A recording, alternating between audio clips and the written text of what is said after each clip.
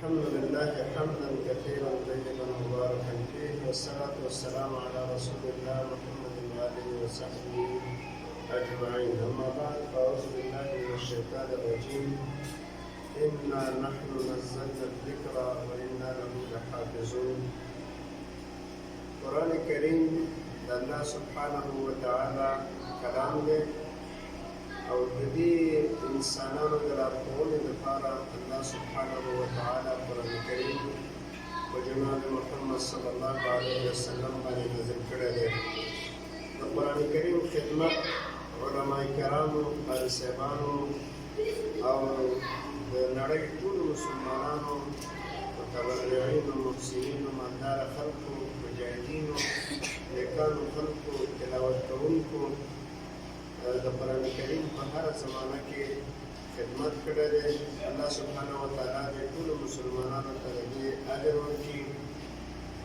موږ د کونړ ولایت څوکۍ ولسوالۍ د څوکۍ د دارالایتام چې دلته د ملک د هغه شهداو بچي چې هغوی خپل سرونه د دین، وطن، ملت په خاطر باندې د دې خاورې په دفاع کې ورکړي دي.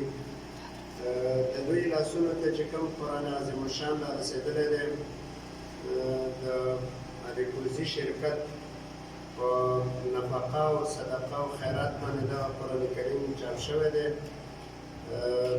هغوی د توزیع لپاره مشهد پوهنتون ته ورکړی. مشهد پوهنتون د لارې دغه قرآن کریم زموږ د دې بې سرپرسته فقیرو یتیمو بچیانو لاس ته رارسېدلی.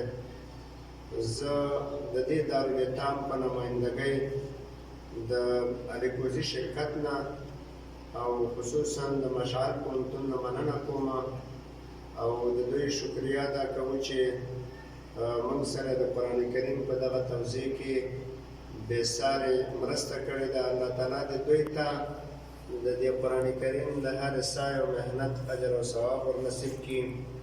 مزید د دې غوښتونکي یو چې موږ سره زموږ د څوکۍ عالي دارالعلوم د ذکورو بخش، د څوکۍ عالي دارالعلوم د اناسو بخش، د څوکۍ عالي دارالحفاظ، د څوکۍ دارالایتام او د څوکۍ د عالي دارالعلوم الحاقیه مدارس او شعباتو سره نور هم د قرآن کریم د نسخو یا د افطار الصائم د دغه روژهدارو طالب العلمانو دپاره چې هغوی د قرآن ترجمه او تفسیر کوي په دې مدارسو کې، د هغې دپاره صدقه او خیرات هغه په دې میاشت کې د دې دارالعلوم د شاګردانو سره وکړي.